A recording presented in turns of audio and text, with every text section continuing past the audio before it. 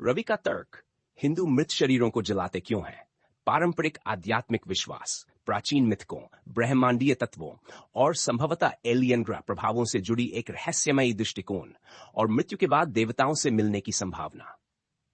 हिंदू दाह संस्कार, आध्यात्मिक आस्था, कल्पनात्मक प्रतीकवाद और आधुनिक पर्यावरणीय दृष्टिकोण और मृत्यु के बाद देवताओं से मिलने का प्रयास। हाँ, मृत शरीर को जलाते देखना वास्तव में कई लोगों के लिए एक पीड़ादायक दृश्य हो सकता है। शरीर को आग की लपटों में जलते देखना भावनात्मक रूप से झकझोर देने वाला होता है, विशेषकर उनके लिए जो इस परंपरा से परिचित नहीं है। हिंदू धर्म में दाह संस्कार केवल शरीर के निस्तारण की प्रक्रिया नहीं है, बल्कि यह एक अत्यंत गूढ़ आध्यात्मिक कार्य है जो जीवन, मृत्यु और पुनर्जन्म के चक्र से जुड़ा है। हालांकि जब इसे प्राचीन मिथकों, ब्रह्मांडीय प्रभावों और यहां तक कि परग्रह सिद्धांतों के स्पेक्युलेटिव कल्पनात्मक दृष्टिकोण से देखा जाता है, तो ये परंपरा और भी रहस्यमय रूप ले लेती है। इसके साथ ही आज के पर्यावरणीय संदर्भ में दाह संस्कार का महत्व और भी अधिक हो गया है।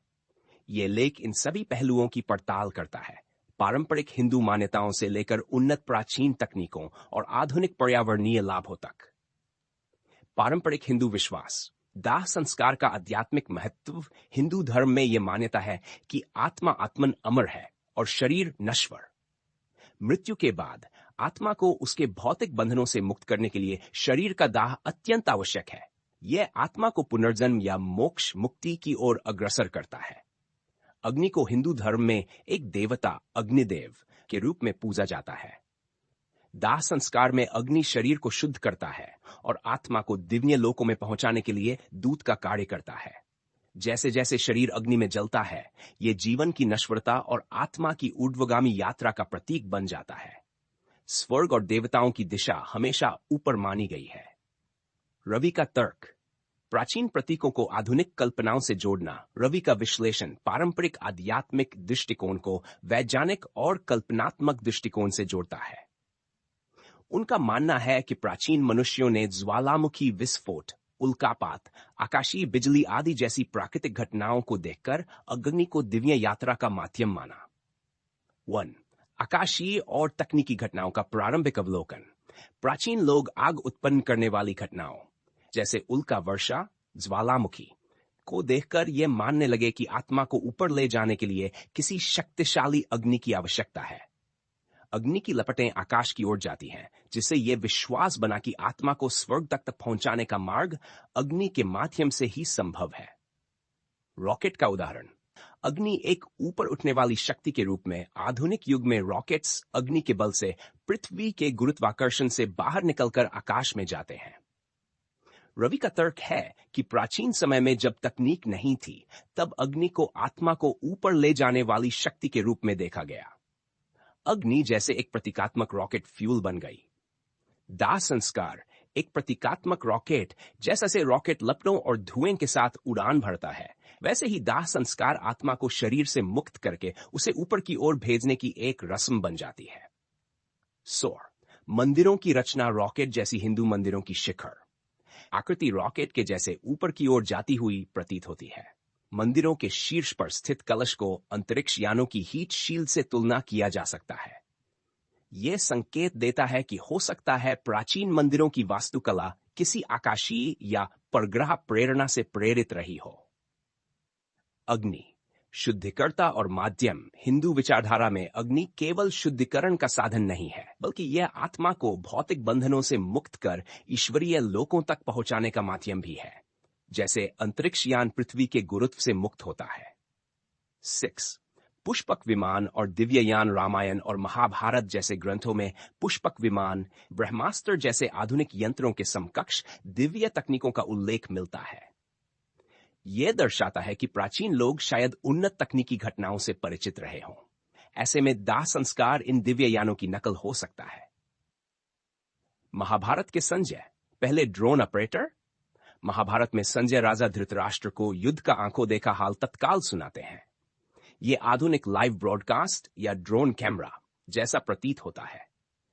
बड़बड़ी खाटू श्याम का सिर त्रिपोड पर स्थापित होने की कथा आधुनिक दृष्टिकोण से किसी सर्विलांस डिवाइस जैसी लगती है।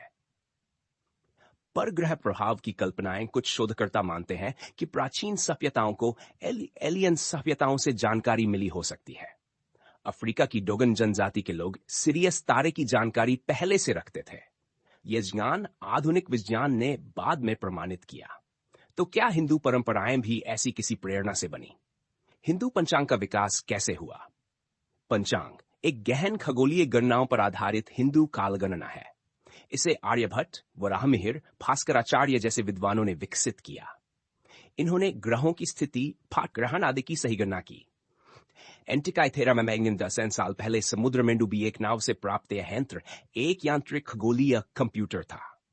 यह दर्शाता है कि प्राचीन सभ्यताओं के पास भी उन्नत तकनीकी ज्ञान हो सकता था। विश्वकर्मा और प्राचीन इंजीनियरिंग विश्वकर्मा को देव शिल्पकार कहा जाता है। उनके उपकरण आधुनिक औजारों जैसे प्रतीत होते हैं। ऐसा माना जाता है कि उन्होंने द्वारका जैसे घर बनाए। क्या ये उपकरण उन्नत तकनीकी यंत्र थे? मंदिर अंतरिक्ष यानों की नकल। मंदिरों की शिखर रचना ऊपर उठती हुई अंतरिक्ष यानों जैसी है। मंदिरों का कलश भी यान की सुरक्षा डाल जैसा दिखता है। यह संकेत हो सकता है कि प्राचीन धर्मस्थल किसी ब्रह्मांडीय यथार्थ से प्रेरित रहे हों। दाह संस्कार के पर्यावरणीय और व्यावहारिक लाभ। रवि की कल्पनात्मक दृष्टि के साथ साथ दाह संस्कार के अनेक व्यावहारिक और पर्यावरणीय लाभ भी हैं। 1. भूमि की बचत। दाह संस्कार में भूमि की आवश्यकता नहीं होती, जिससे भूमि संरक्षण होता है। बीमारियों का प्रसार रुकता है। शव जलाने से कीटाणु नष्ट हो जाते हैं, जिससे संक्रामक रोगों का खतरा घटता है। 3. पर्यावरण पर कम असर। दाह संस्कार अगर आधुनिक विधियों से किया जाए तो यह पारंपरिक दफन से कम हानिकारक होता है। दफन में रसायन मिट्टी और जल में मिल सकते हैं। 4. तेजी और कुशलता। शरीर को कुछ ही घंटों में भस्म कर प्रकृति में लौटाना अधिक तीव्र और सहज होता है। 5.